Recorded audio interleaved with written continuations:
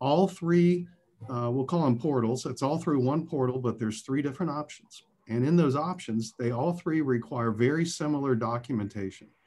They all just have their own intricate parts. For example, when we talk about the tax requirements and the documents, agriculture would have a Schedule F, whereas a sole proprietorship would have a Schedule C. So a lot of it's very similar. So we've created a web portal. The web portal is mcohiocares.org, and we can go back over that later.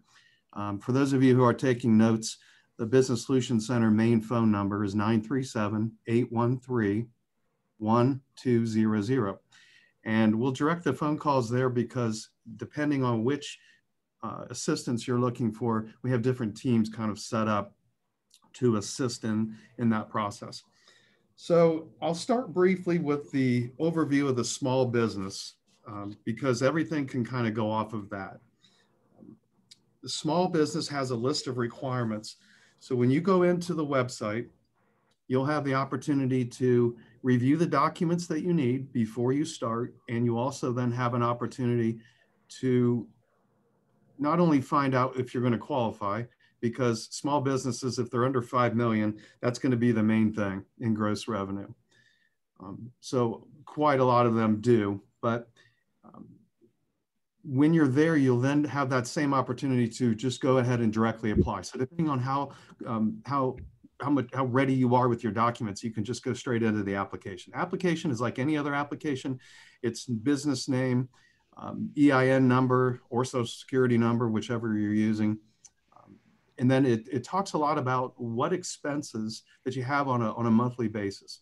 So my first tip for the businesses is usually have your last 2 tax returns and your Schedule Cs ready and take a look at them and go through them and say to yourself, okay, what is my typical mortgage or rent every month on my building? Divide it by 12 and have those numbers put together. The reason is there's 3 places you're going to put in numbers to tell us who you are and what kind of business you're doing. There's narrative opportunities to tell us how the business was affected. And this goes across the board for all of the agriculture, nonprofits, and all the other ones. So you'll tell us a little bit about why the COVID has affected you, how it's affected you. If you're a restaurant, the story's pretty simple. You know, we had to close at a certain time. We're only at 50% capacity. We have to close at 10 o'clock.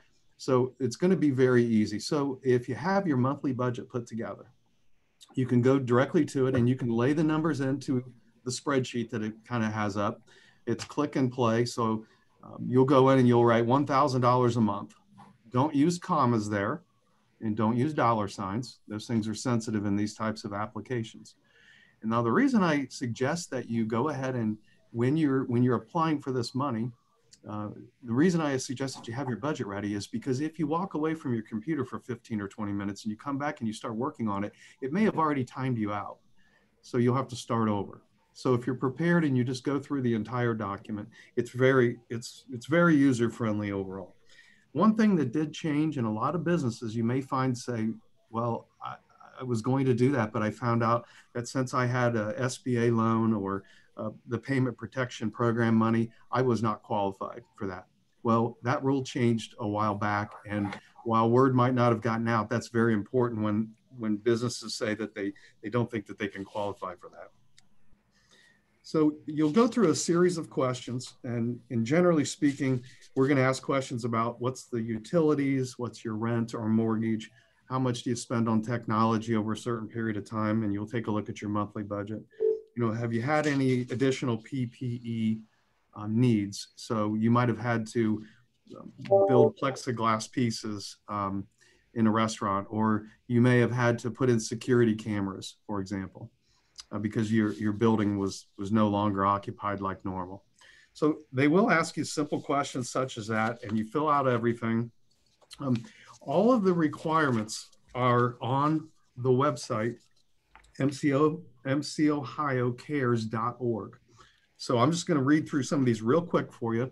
To qualify for the small business, for example, the applicant has to have 50 or fewer employees, must have less than 5 million in gross revenue, be in Montgomery County, have a physical storefront or an allowable home office, current on all taxes, compliance with all business, small business with state of Ohio requirements, and have at least one full-time employee. And that could be the only one that you have, and that could be you. And so we don't ask a ton of questions, but we roll you through the application and then you submit. And then at that point, we're going to end up having an email sent to you that asks you for certain things. And those will be your last 2 tax returns, as well as a signed W-9. So whether you're in agriculture and you're submitting the same documents, you might have some 1099s with your agriculture business. We'll ask for those to be brought in. And really the whole application process, if you're having difficulty with it, we have a team here that specializes in the application process for agriculture and for the small business. And we are going to be having an event over the next 3 days where you can bring your documents in and we will sit down with you and actually fill that application out with you and help you submit it entirely. So if people can, take a look at the documents and do it themselves, that's great. 90% will do it themselves. If you need assistance, we're here for assistance. So the agriculture piece, because I know we have some agriculture people on as well. They all pretty much, like I said, are the same. It's how how you're going to utilize the funding, how it's affected you. I've done a lot of the applications for them. Grain prices are lower. Some farmers had to do their own field prep and do their own field work because the company that they usually work with wasn't able to. So there was requirements that they had to go out and buy certain pieces of equipment. And then the rest of it is any really daily operating expense from March 1st through the end of the year. And that includes rents and mortgages and land and, everything you can think of that you have as an operating expense. So we kind of give you an idea of some of those, but it's not limited just to that. We've had farmers, for example, have to outfit with their equipment with special equipment so that they could manage the process better because they weren't managing some of it prior. So our recommendation is make sure that everybody goes to the website, takes a really close look at what they need in order to apply, be ready to apply. Or, as I said, we have starting tomorrow from 10 a.m. to 6 p.m. And I can somehow get this flyer to you guys and we can pass that out for the agriculture. Then on Thursday from 8 to 11 a.m. and on Friday from 8 to 1 p.m. we have a team here set up with computer systems and ready to accept the agriculture applicants and help them. If they bring in all of their documentation, we can literally scan it for them and complete the entire application in probably 45 minutes to an hour. You can go through the eligibility criteria for nonprofit, but it's almost identical.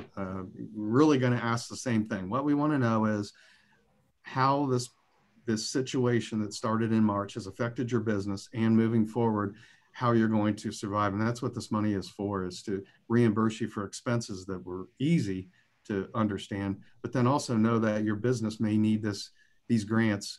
The small business is a $10,000 grant. And then the agriculture is a maximum of $100,000, depending on a lot of the tax liabilities and information that you provide.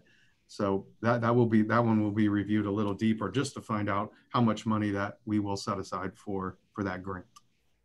So I've given a quick overview. Again, we can go over the phone numbers and all of that stuff again, and the event for tomorrow if anybody had any questions at this moment.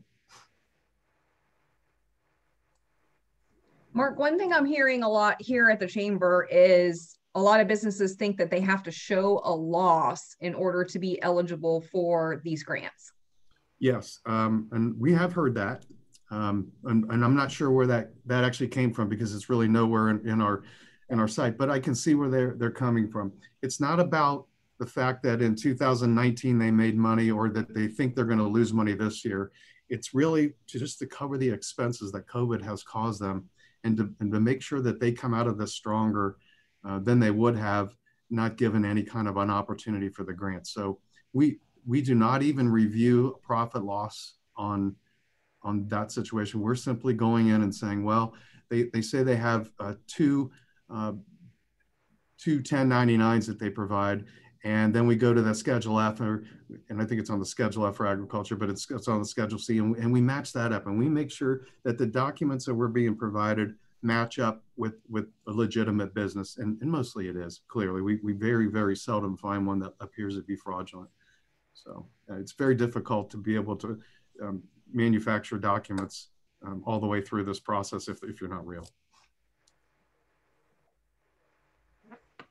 Okay, and one of the other questions that I got was when you get an application and you're looking at everything, who or how many people see that information? Do you release the people that are looking over those financial documents from the businesses? Okay, and I understand there's some concern, especially in the ag business, for not providing those details unless they're confidentially kept. We have 15 reviewers who do not necessarily review the tax information prior to. They make sure that everything is there. It is really not their responsibility to delve deep into, a 28-page tax document.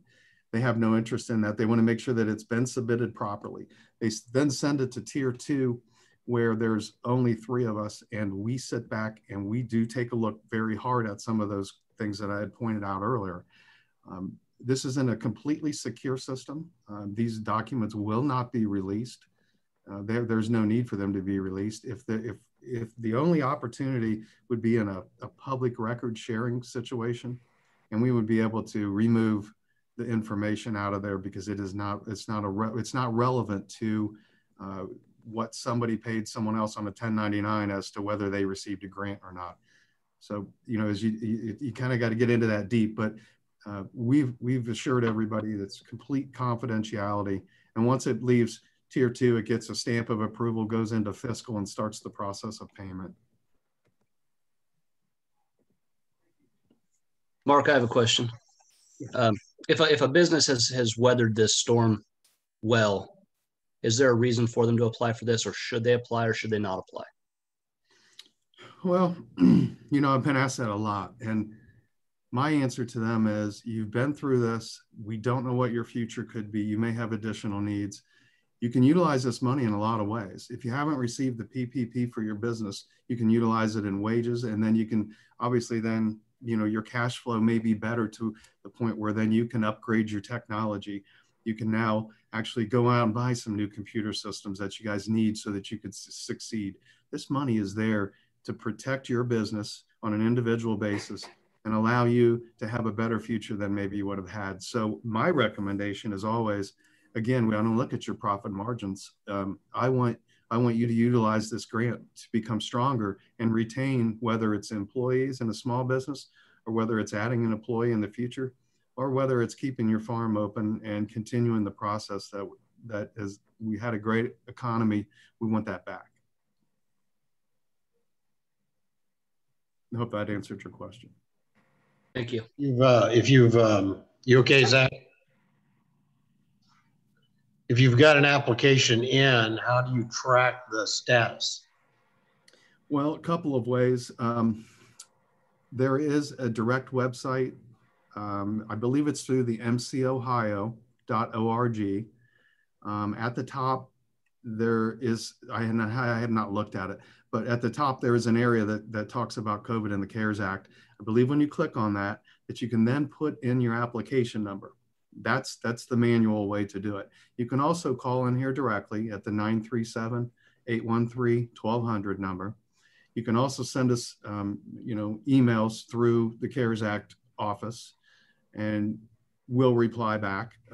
There's so many ways. You can go through mcobiz.com is another way. Very simple. There's a form in there that you can toggle down, and it'll ask you who you are, and then you can type in your question. You can say, can you please give me the status of application number?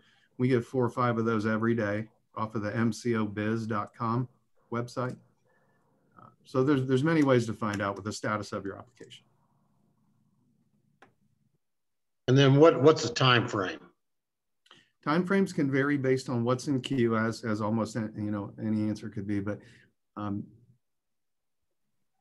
would say that we get them in tier 1, they come to tier 2 within a day if all the documents are in. If not, tier 1 will reach out and say you didn't sign your W-9 or whatever it is, and we'll wait. They'll attach it to the email, they'll send it to me, I'll take it, and within 1 day time I turn it around and our tier 3 stamps it, and it goes into the fiscal process. That's where it gets a little slower because we have to follow a lot of rules and regulations. So we're looking at, potentially 3 to 4 weeks from the start. And of course, I've heard that a lot quicker. And we've had a couple that, were dragging out, and we come to find out that maybe the documentation, there was something wrong in some of the documentation.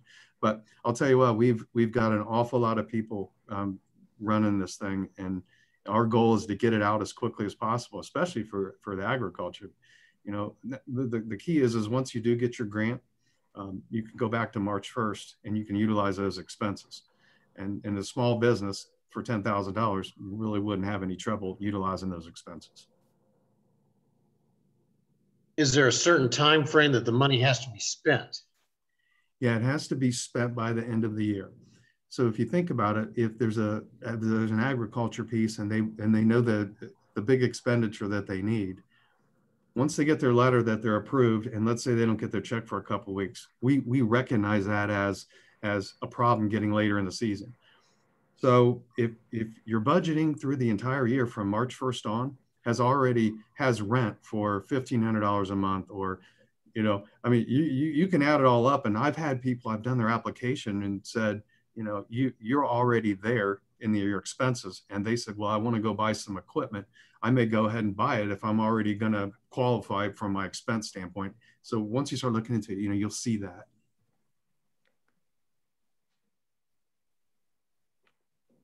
What is the follow-up after you've spent the money? Great, I'm glad you asked me that, because that's kind of how I was going to close on this. But the key is make sure that your expenditures that you tell us you have are real. You will get a document as soon as everything's approved. Even before you get paid, you'll get that document that states, here's a little spreadsheet, and we're going to ask you to fill this out. It's going to be the same numbers that we asked you for before, but we're going to ask you to put in real numbers each month from May 1st on. So your rent, you'll go across and put 2,000, 2,000, 2,000. It'll total all the way up. And at the end of the day, you'll submit that. Then it becomes a situation where let's say 1 in 100 or 50 get audited, not necessarily by us, but by state auditors. Then we need to reach out to that person and say, what we're going to ask you for is your receipt for all your DP&L, or we will ask those questions. So literally, you put the numbers in. As you move along, you'll have those receipts. It's possible that you'll be asked to produce some type of document at some point, but it's highly unlikely that there's going to be a whole lot of effort needed on anyone's part. I think when you were answering that, you said May 1st. That is March 1st, correct? March 1st. Yes, March 1st. We started off, it was June 1st, and we backed it up to March 1st now. For just example, if rent's $1,500, you're at $14,000 for the year, and you collect you've already met the requirement. Yeah, if you take 10 months, yeah, you would have already met that requirement. But what we'll ask you to do, okay, is let's make sure that you go ahead and you put in your utilities and your gas and your technology and your everything. So it might total to $32,000. The likelihood then of an audit is pretty unlikely, especially if everything matches up because we can pull those tax returns and say, look, Schedule C states right here, this was 2019. It's very viable to think that the rent was the same. So, chances are that person won't even be asked for the proof. And that includes any PPP bought since March 1st as well, right? Yes, absolutely. Or PPE. PPE, yeah. There's so many of the PPPs and everything. Getting my acronyms mixed up. So if you used PPP money for rent, does that not matter?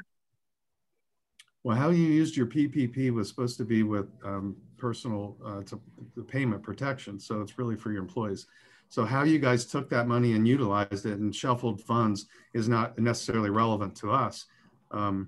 We just need to know, because, you know, honestly, if you got $10,000 for PPP, you used it for daily operating expenses and everything else. You could claim that you could say that I clearly did it for the PPP, even though maybe you didn't in your mind at the time utilize that money because you needed to pay off something real quick. You know, it's just all an accounting thing. So I don't think I would get hung up on that necessarily. I would just say that utilize our grant of $10,000 in the manner that we ask you to do, which is, you know, all over the website there, and no one will have any problem. I have a quick question. We weren't eligible. We opened March 7th for any PPP loans. Okay.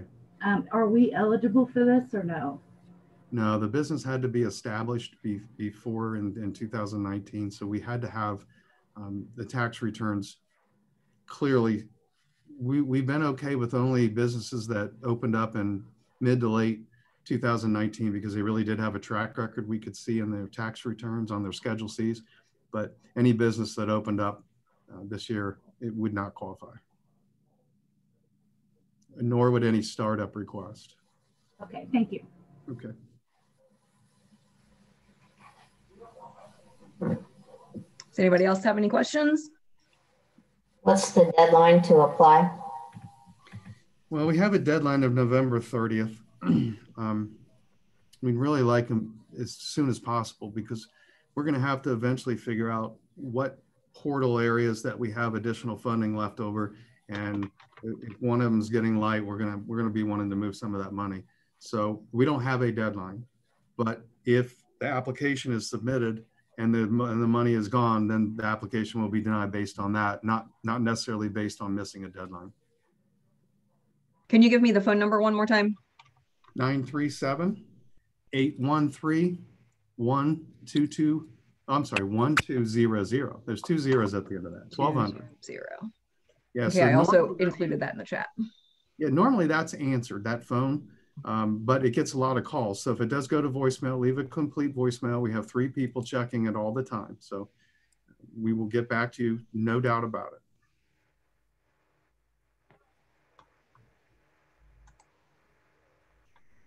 Does anybody else have any questions?